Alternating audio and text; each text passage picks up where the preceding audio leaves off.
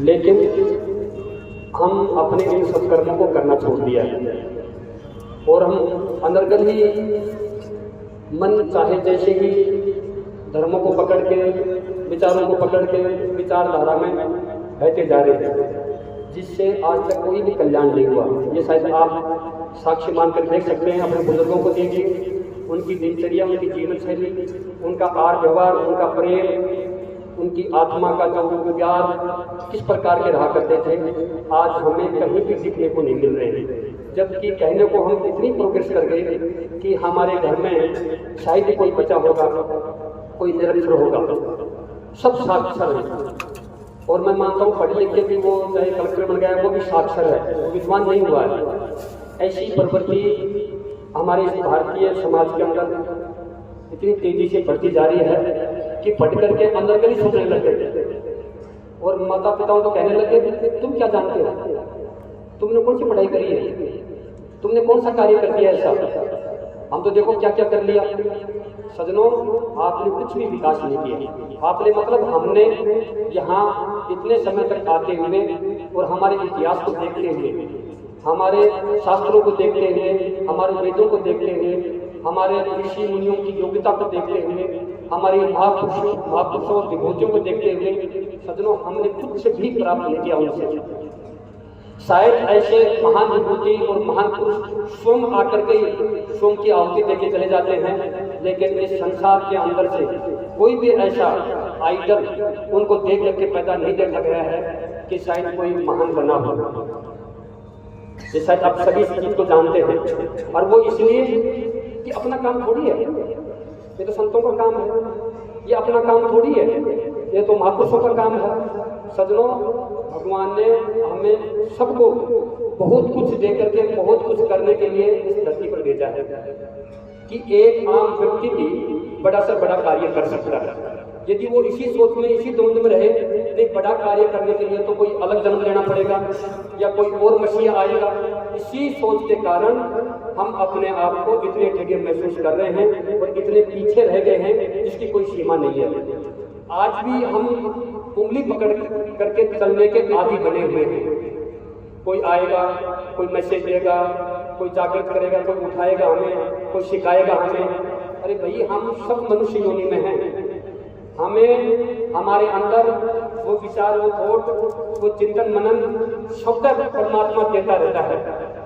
और आप माने चाहे नहीं माने, चाहे वो कम पढ़े लिखा हो चाहे ज्यादा पढ़ा लिखा हो, उसकी आत्मा के अंदर वो आत्मा जरूर बोलती है एक बार कि वास्तव मुझे कुछ करना चाहिए, लेकिन फिर पानी फेंक देता है थोड़ी देर बाद में नहीं, ये तो फिर भूल जाता है सब चीजों को। आत्मा बोलती रहती है बहुत अंदर से कि मुझे कुछ अच्छा करना चाहिए, मैं अच्छा करने के लिए आया हूँ।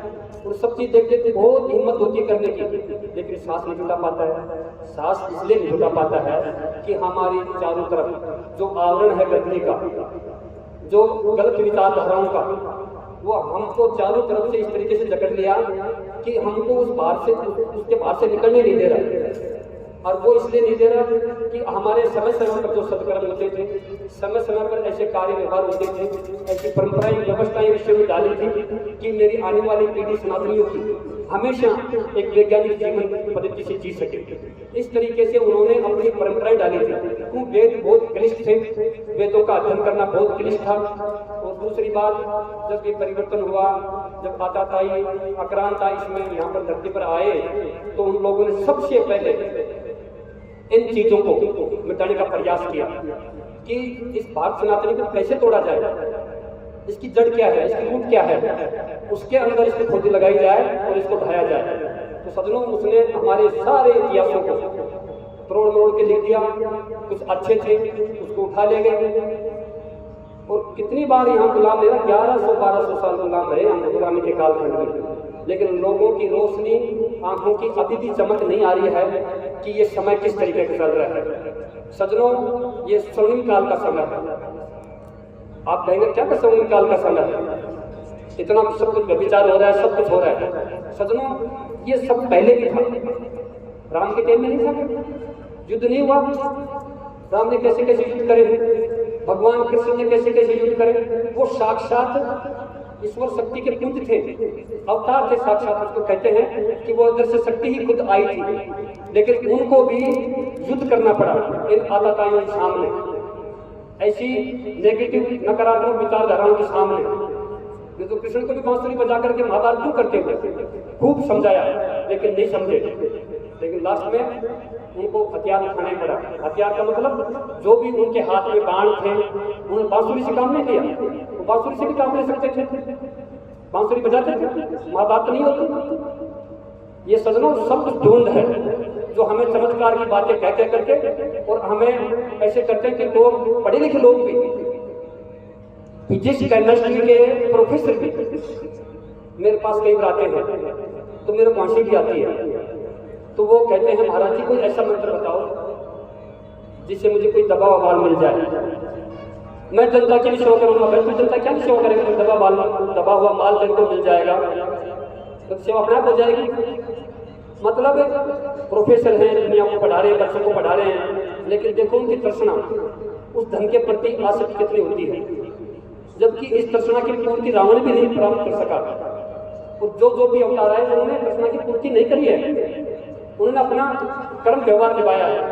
ऐसे ही अपन को भी जो कर्म किया गया है परमात्मा ने इस मनुष्य योनि का, उसको ज्यादा से ज्यादा संघर्ष करते हुए और संग्रह से टकरा करके और आगे निकलना चाहिए, उसे बढ़ना चाहिए। यही जीवन है 24 घंटे 80 साल तक पेट भरने का ही काम है। 24 घंटे भगवान ऐसे नहीं कहता पेट मत भरिए, सब कुछ काम करना है, लेकिन हम क्या कॉल करके आए थे उस कॉल को हमेशा याद रखना चाहिए। एक छोटे से आनंद के लिए, एक शारीरिक सुख के लिए क्या क्या अनर्गल नहीं करते हैं आप, जिसकी कोई सीमा नहीं है, और फिर 5 मिनट का भजन करते हैं और फिर जिंदगी भर का माल चाहते हैं आप कि मेरी मोक्ष हो जाए, मेरी मुक्ति हो जाए। सजनों, ये भी कमी का कारण है। इस घोर कलिकाल के अंदर ऐसा नहीं है, श्रद्धा गति है, भक्ति गति है, सब कुछ बड़ा है, लेकिन दिखावे मात्र से कोई भी अंतर्मुखी होकर के बिना किसी प्रचार प्रसार के चुपचाप कोई भी काम नहीं कर रहा है। घर के अंदर देख लो, कहीं भी देख लो, मोहल्ले में देख लो, सब दिखावा। तो सजनों, इससे हम जब तक बाहर नहीं निकलेंगे जब तक हम उस आत्मा की बात नहीं सुन सकेंगे। और उस आत्मा की बात को सुनने के लिए अपन को कुछ ना कुछ परिश्रम इस जीवन से अलग करना पड़ेगा। जैसे हम जी रहे हैं, खाने पीने के लिए कमा रहे हैं, धन इकट्ठा कर रहे हैं, मकान बना रहे हैं, माल बना रहे हैं, इससे कुछ नहीं है। ये सिर्फ शारीरिक सुख सुविधा के लिए है। आत्मिक सुख, आत्मिक उन्नति के लिए तो अपन ने कुछ भी नहीं किया आज तक, जो हम दुखी दुख पाते जा रहे हैं। और फिर भी 24 घंटे यही चर्चा करते हैं, शरीर की पूछते हैं मेरा क्या होगा। भगवान ने तेरे को सब कुछ दिया है, उस प्रकृति में सब कुछ दिया है। आपने कौन सी नई चीज पैदा करी है जो आपको प्रॉब्लम हो रही है? सब कुछ तो आपको पहले से मिला हुआ है, फिर आप इतना टेंशन क्यों कर रहे हैं? अब आपको जो जीवन दिया है उसको लक्ष्य बना करके और उस संकल्पित होकर के और आगे कार्य करने चाहिए। इसलिए ये जीवन मनुष्य नीति है।